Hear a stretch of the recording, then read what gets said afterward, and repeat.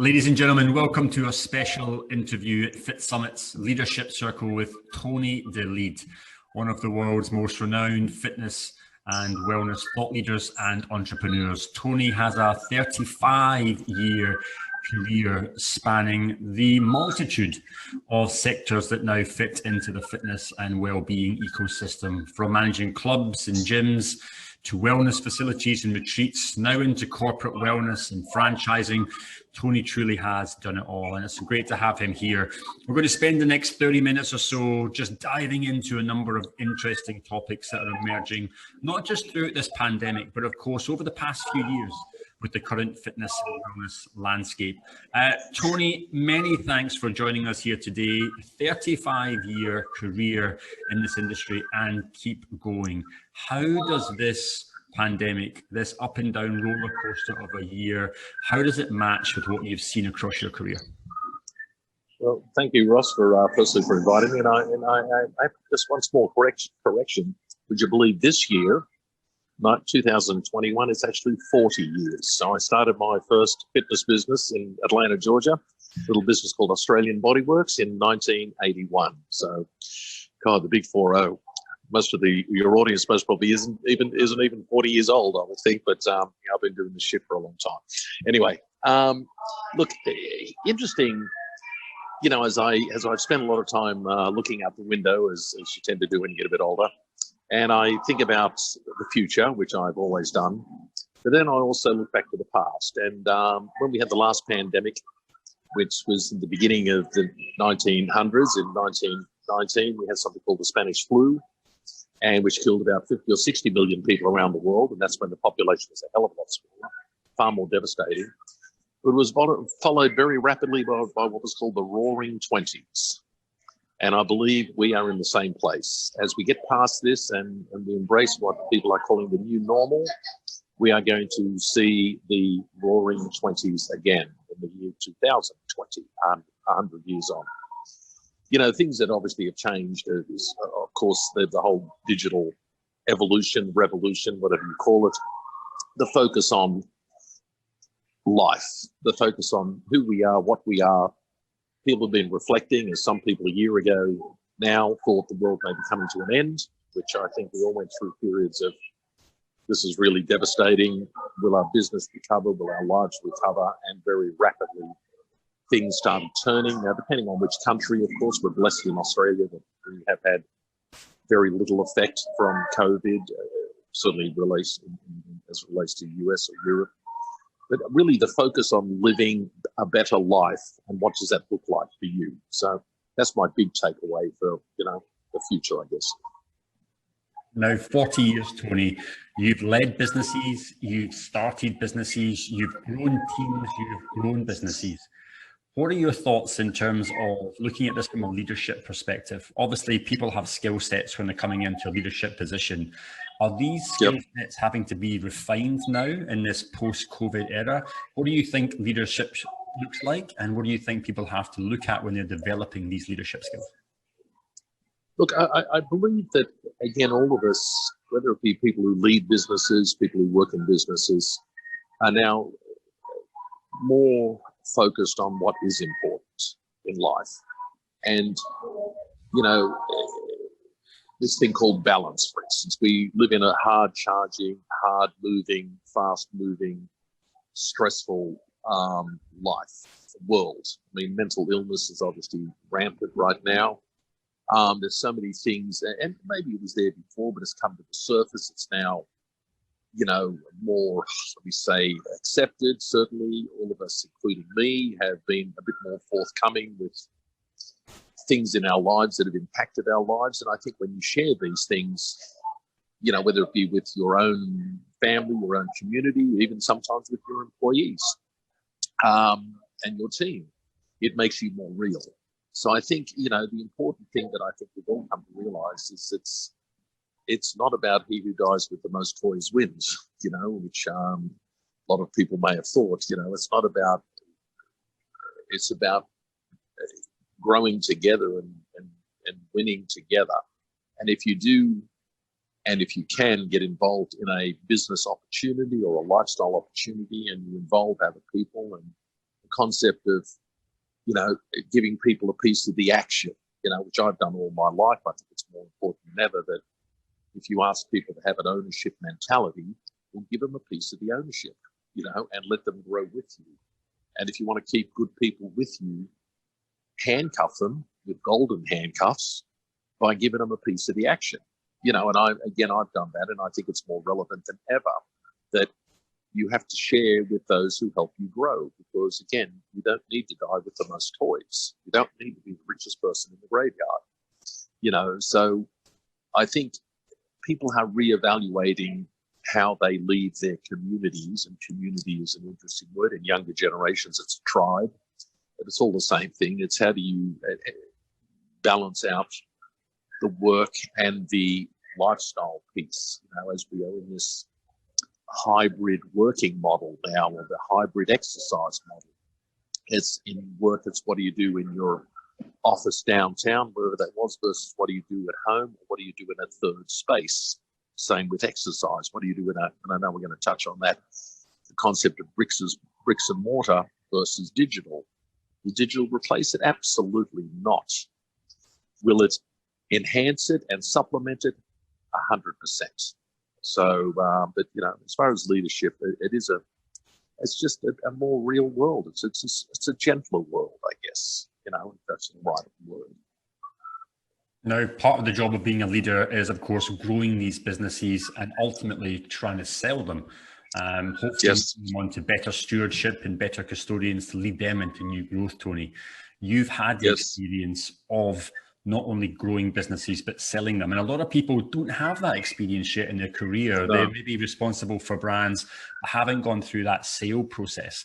For looking at someone who's had this experience, what do you learn from that sales process? And perhaps looking at leaders today who are maybe going to encounter that in the next couple of years, what advice would you give them as they go into this sales process? Look, interesting, you know, I have, reflecting on this a little before, I've rarely ever bought a business and grown it to sell. I was trying to think back, is there any businesses that I've bought and grown and sold? Now, pretty much everything I've started. And I've started, you know, when I think about it, I've started a lot. From the age of 12 when I started my own stamp dealing business and then here I am at 68 and about to launch or relaunch what I call Club W 2.0, which is this amazing wellness community lounge concept.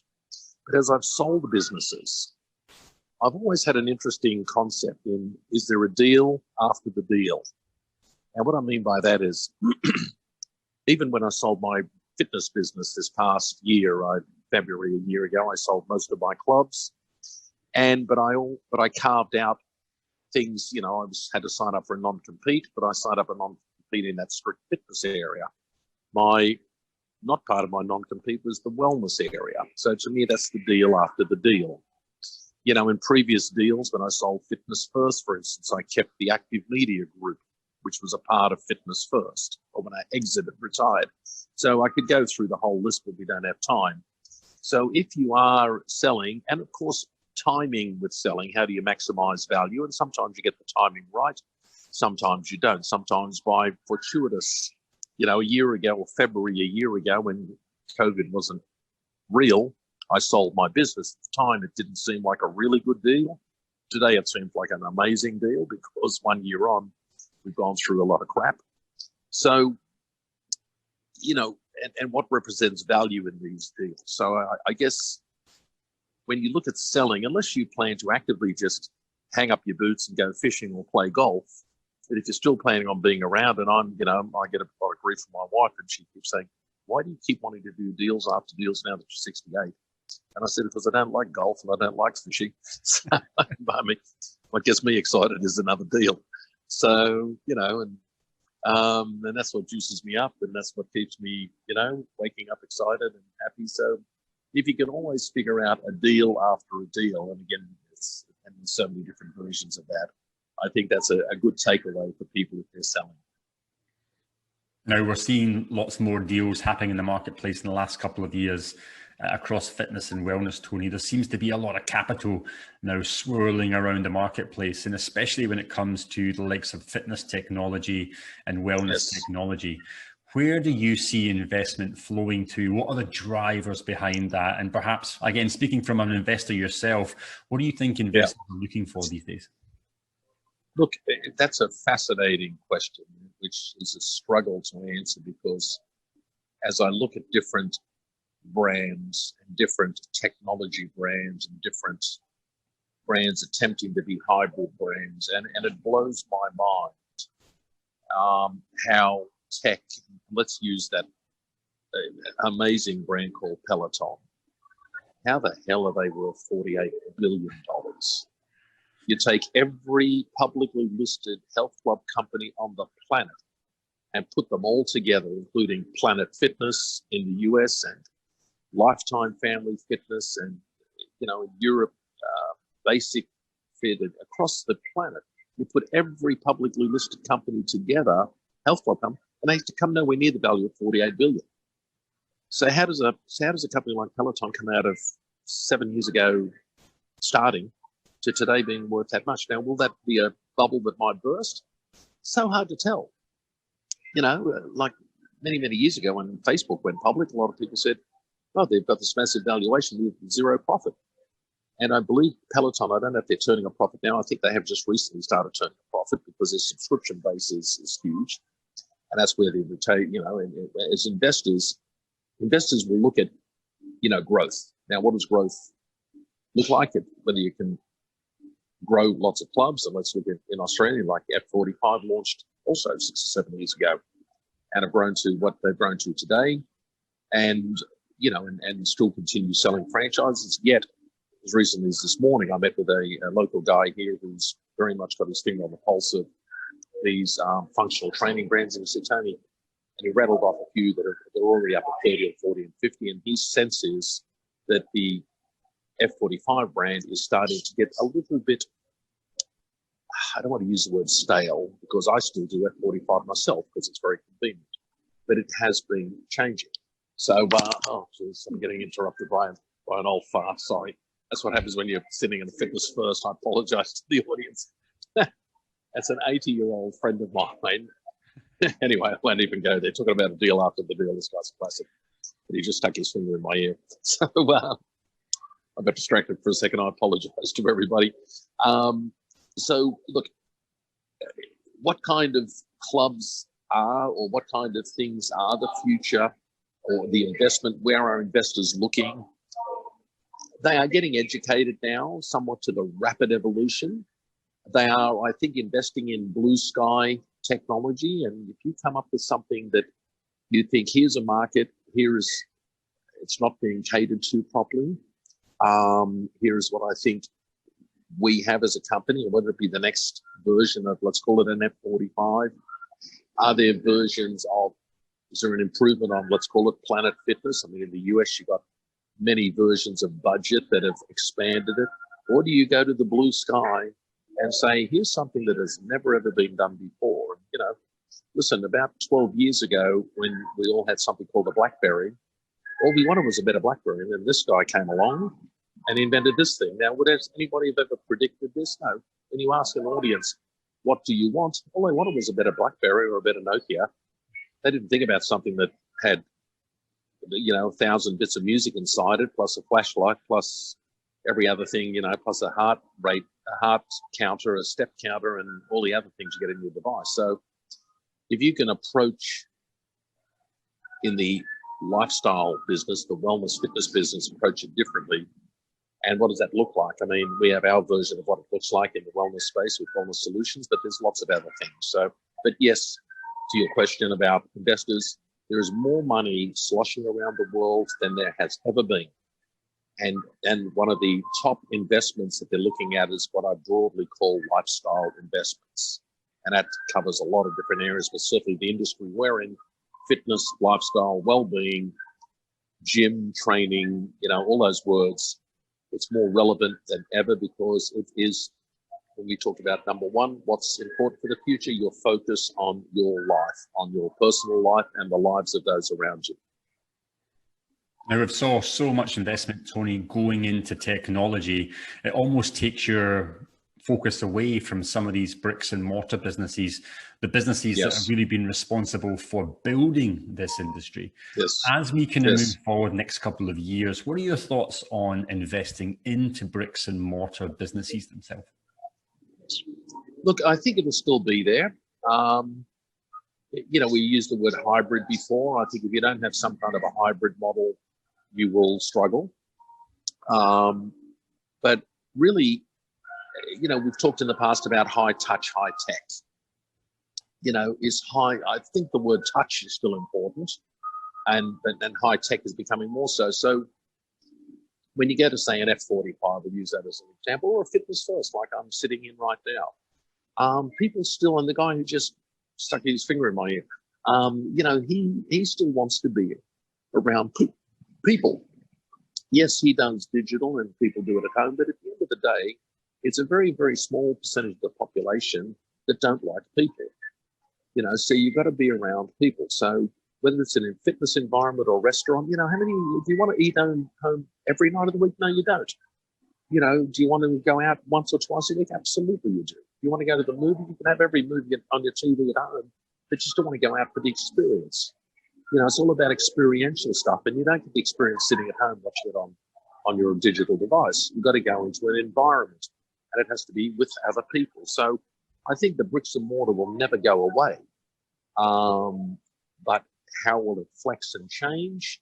Will there be more community areas? Like, we're looking at doing what we call wellness co-working spaces, you know, because in life you talk about your first space, your second space, and your third space. Your first space is your home. Your second space is your work. Your third space is where you go to get away from both. It used to be the pub, or it used to be in Australia the RSL. You know, it may be the church. It's certainly become fitness centres. You know, it may be Starbucks. You know, so you can have a cup of coffee at home for a lot cheaper than you go to a Starbucks.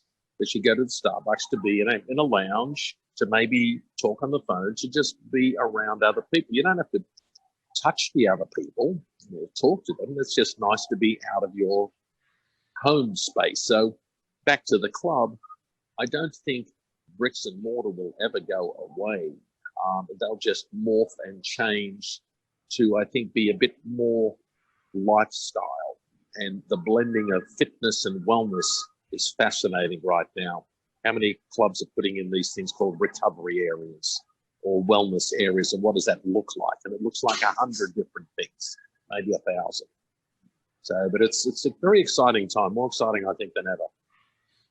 Let's dig a bit deeper on this, Tony. Like you said before, it's all about experiences. It's all about making sure that the bricks and mortar businesses can stay competitive.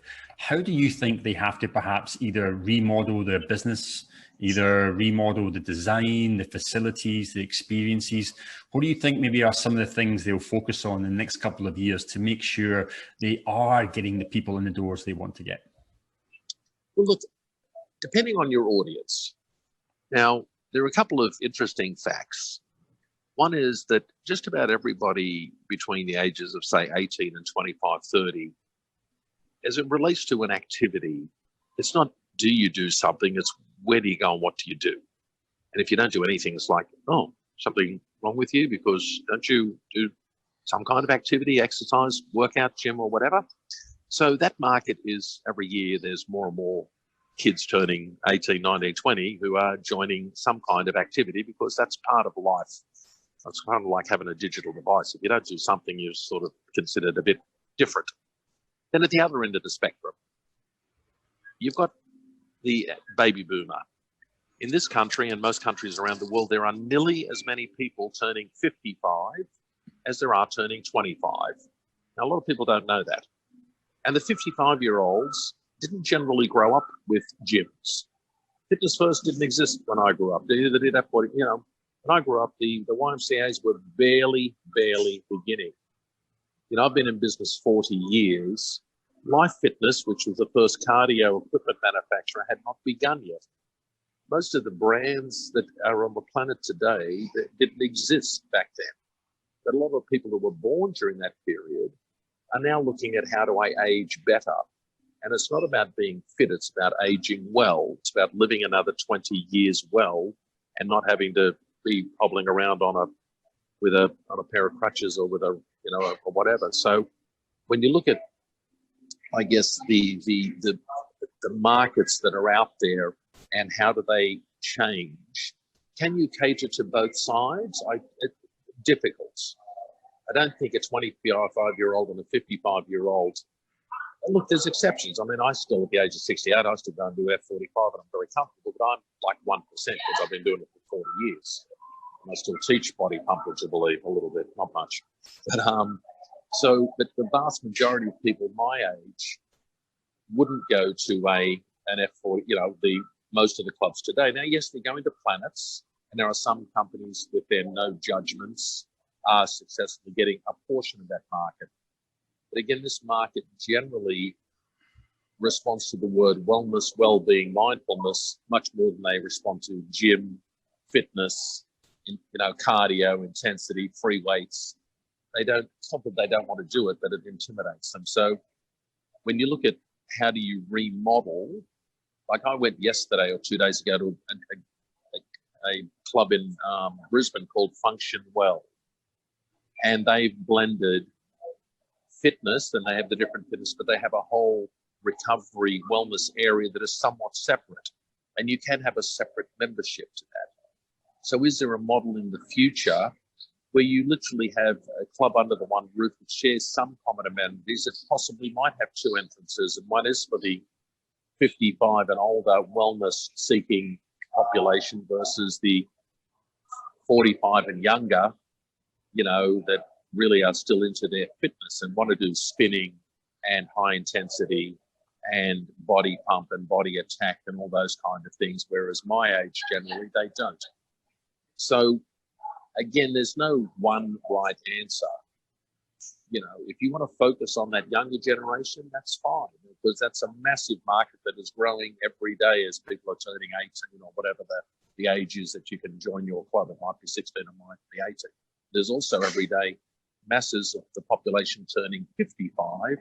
They're thinking, okay, what's my next 20 to, God forbid I live into my 80s, and how do I live is the operative word. How do I live well into my 80s? And I have to start to move, and what's out there that's available to me? And there's no facilities. Yes, you can walk. Yes, you can do some stuff. And yes, they're embracing digital. It's a hybrid of bricks and mortar in that space combined with digital in that space. And that'll be an evolution that's going to keep coming on, and it'll be fascinating to watch. Now, you, of course, still have bricks and mortar properties, Tony, but they sit more so at the wellness and the lifestyle. You've got Gwingana, which is doing incredibly good business in Australia and is now one of Australia's most recognised wellness properties. You also have Commune in Bali itself. Yes. Having experienced it personally, it's a world-class wellness lifestyle resort there. Of course, both are undergoing their challenges, but as we see the kind of recovery now post-COVID, or certainly for some countries putting COVID in the rear view mirror, what are your thoughts on the future of wellness travel, whether it's business travel or whether it's recreational travel? Has been and will continue to boom. Again, when we focus on our lives, whether it be our everyday lives or when we holiday, the concept of going to Bali, to Commune, or to Gwingana, or to wherever, and blending, I'm not saying don't ever drink a margarita again when you're on holidays. It's a blend of, in Commune, and I'll give you the Commune philosophy, because I think this embodies a lot of going forward. Different from Gwingana, where we are far more pure. So Commune, to me, is what I call a scalable business model, whereas Gwingana is a holistic, pure model where there's no sugar, no alcohol, no coffee, no dessert, no nothing. Yet we are busier now than we've ever been. We are completely sold out. We have waiting lists for every week, because people describe a program at Gwingana as life-changing. That's the word I hear more than anything. But they go back and change their lives, and they join the local yoga, boot camp, fitness, whatever. And then ultimately that company brings a tribe of them up to a place called Commune. And where I think the balance, we've talked about balance. And you go to say commune, I think this embodies a lot of future travel for both corporate travel or corporate conferences, as well as holiday travel, where you do have that activity component and you do have whatever activity you like, whether it be the yoga, Pilates, stretch, bar, or the fitness, HIIT, strength, cardio, boot camp, whatever, and you eat your better food for breakfast and lunch, but then you, after, then you maybe have a spa or you have whatever else, and then come 3 or 4 o'clock, you do waste away in Margaritaville for a few hours and you drink your, wine and beer and you have your, pizza and hamburger because you earned it. But you do go to bed at 10 or 11 after a nice night, sitting in a wonderful resort and swimming. And then so you can get up at 6 or 7 in the morning and still do your activity. So to me, the future of travel, and this is both for the younger generation, this is every generation. It's not, everybody's realizing that it's no longer about, starting to drink, at 10 in the morning because you're on holidays and getting completely smashed and putting on whatever number of kilos and feeling like you're a wreck when you get home, which used to be our idea of fun. And I think this holistic view that we all take about fun is living a better life now more so than wasting away in Margaritaville. So I think wellness travel, well, you look at the statistics, the Global Wellness Group keep publishing the number on the exponential growth of wellness travel, regular versus regular travel. Sorry, it's a bit noisy in the background. Is that coming through okay? Oh, I've just got my hand over. Okay. So wellness travel is growing at 2 to 3 times the rate. People look at my screen. I should put my hand over the phone. Sorry. 2 to 3 times the rate of regular travel. So yes, the future is enormously bright for wellness travel, and I don't think it's not a fad. It's not, it's just a passing. This is here to stay, and we'll do nothing but grow and expand. Now, you touched on the word holistic. It's a word now that we're hearing more so than ever before, Tony, but holistic has different meanings to different people. What does holistic mean to you? And in the kind of pursuit of chasing new revenues for businesses going forward, should all companies try and be holistic, or should they sometimes stick to their niche? Look, hard question. Can you add elements of holistic into your hotel? I am in a few weeks presenting at a conference in Australia called the No Vacancy Show. And I'm presenting to the hotel industry and the resort industry. And I'm presenting on what I call tech-enhanced wellness. And how does that fit into a regular hotel problem? And this sits under this holistic, what is holistic? Holistic is another word that wellness is connected to. There's all these words that all sit under living a better life, which was the first comment we started to make. It's all about how do you personally live a better life? And it's different for different people. In the resort, hotel, accommodation environment, and I'll give you this example of what I'm going to be talking on. In a hotel, you have essentially 4 areas that I think can be changed and impacted. You have what is delivered in your room. You look at different hotel brands and look at Hilton, they got 10 feet of wellness in their room, 10 feet of fitness. I could rattle off all the different brands and they're all approaching it differently in the room. But to appeal to the 80%, but most of them are still focused on the fitness market. The fitness market is still 15 to 20% of the total population. And same in a hotel. 80% don't want spin or body pump.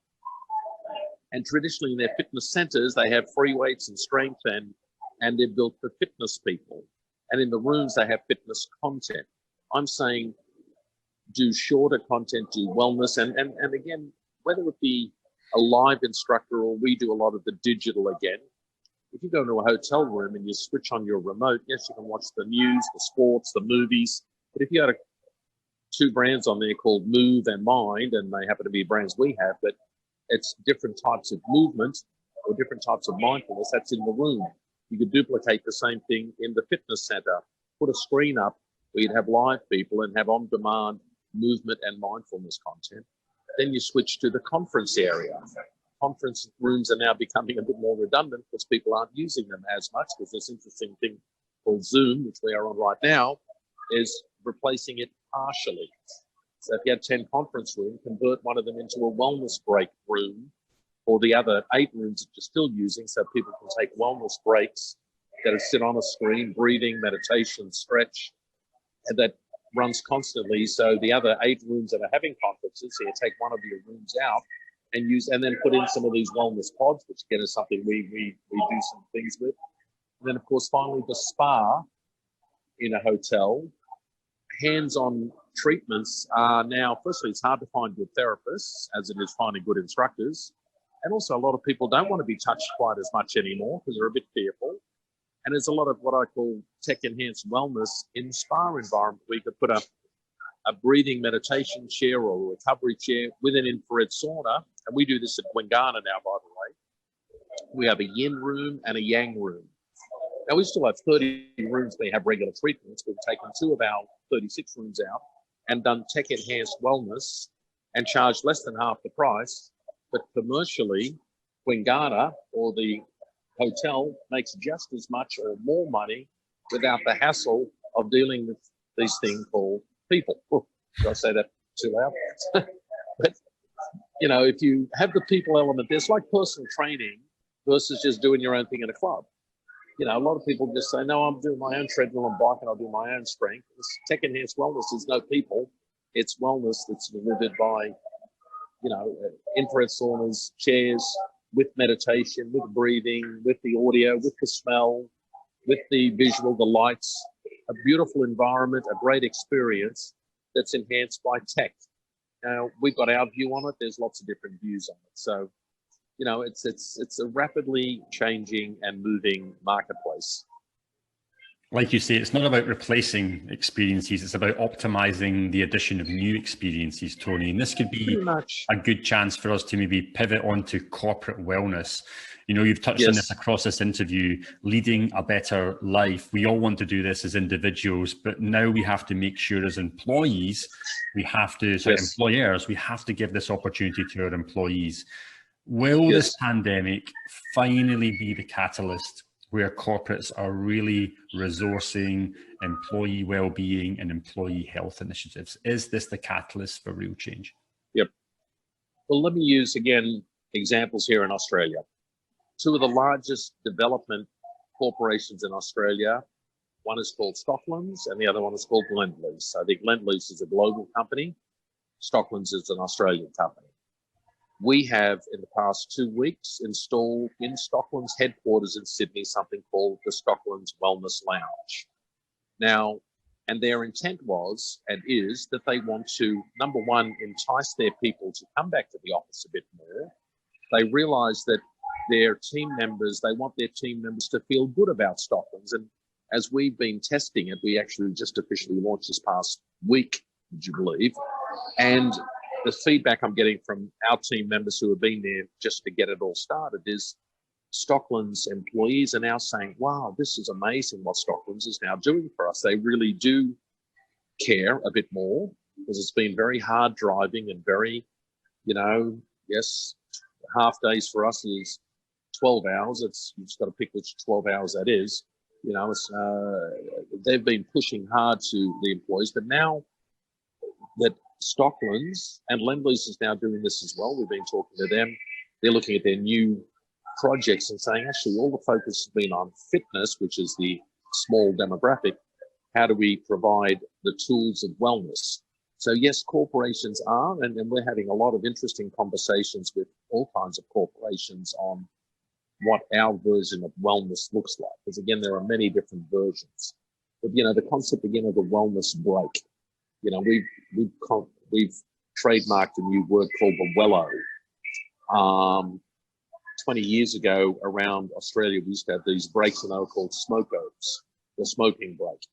And fortunately, you know, in the 2000s, those breaks went away. You know, it was no problem back then in the 80s and 90s to duck out and have a smoke. And whether it was in the UK or US or Australia, everybody ducked out to have a smoke.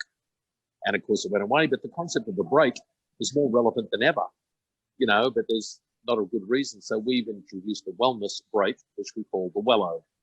And that's what Stocklands has done, our immersive rooms, the content of breathe, meditation, stretch, chi, all these things where you just get away from your desk.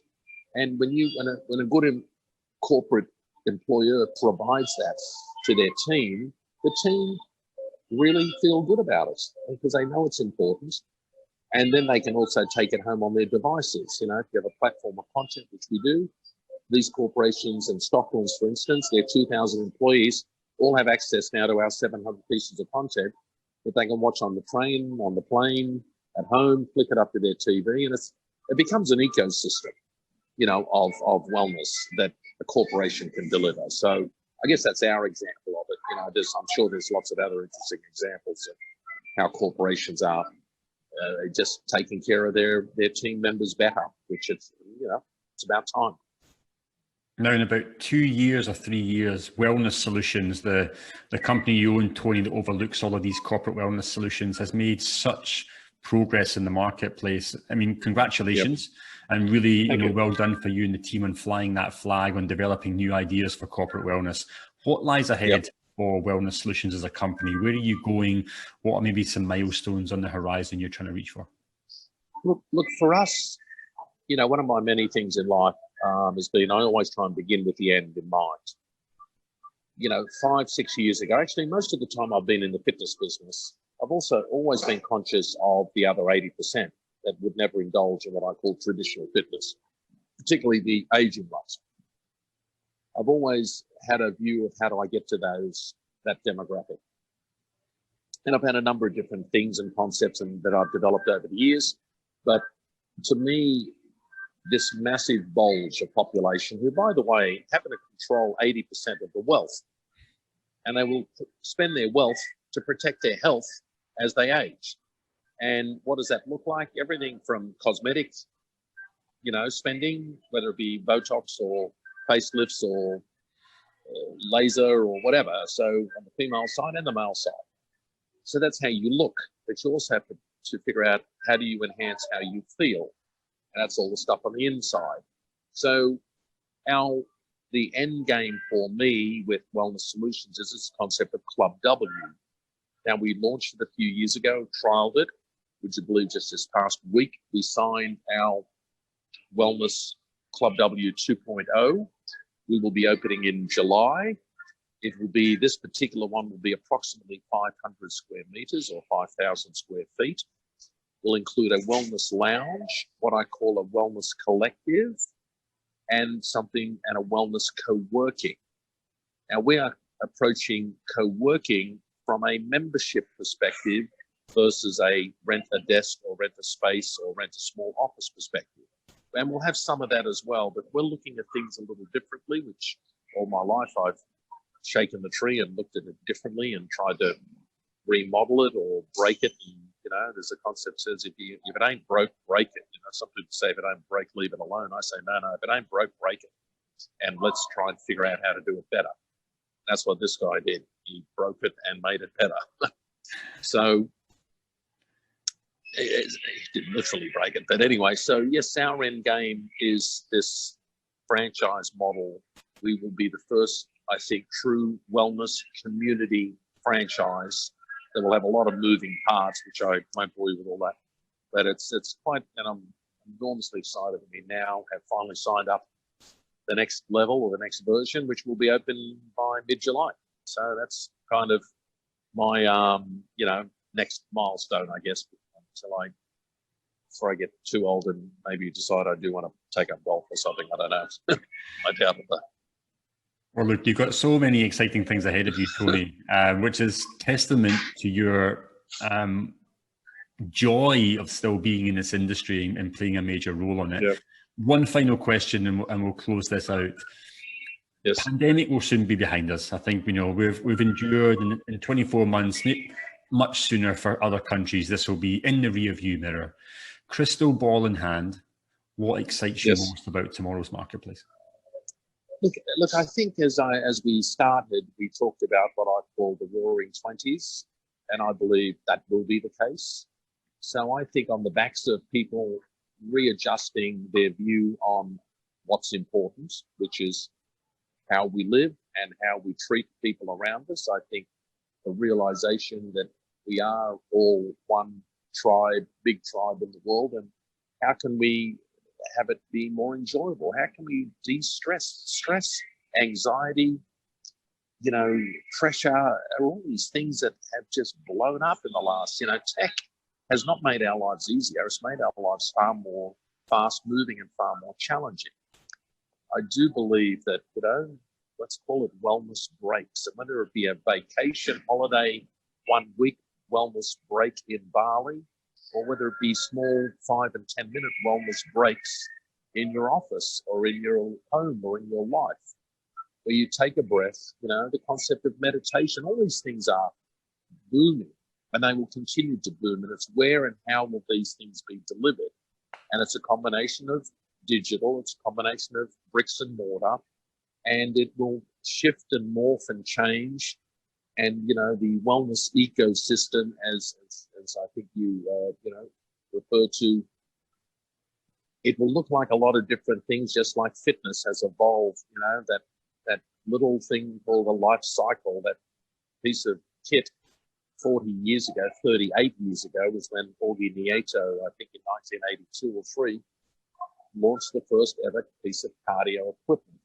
And look at what that's morphed to today, Same with wellness concepts, products, content, and where and how is it delivered. I can't predict. Who would have predicted this thing, It's like, all I wanted was a better BlackBerry, and along came this guy and BlackBerry died. So anyway, let's hope that gives you somewhat of an answer for the next 12 to 24 months. I don't really know, but that's exciting times. Thanks, Tony. Well, look, it's been great just to sit here and chat about a range of subjects. And for all those watching, I think you can still see that we are so bullish and excited about tomorrow's marketplace. The fact that Tony's been in this marketplace for 40 years and continues to stay and enjoy it for many more years to come should give everyone so much positivity. Tony, thanks very much for everything you've done for this industry and for the last conversation here. Yeah, thank you, Ross. Pleasure talking to you. Thank you.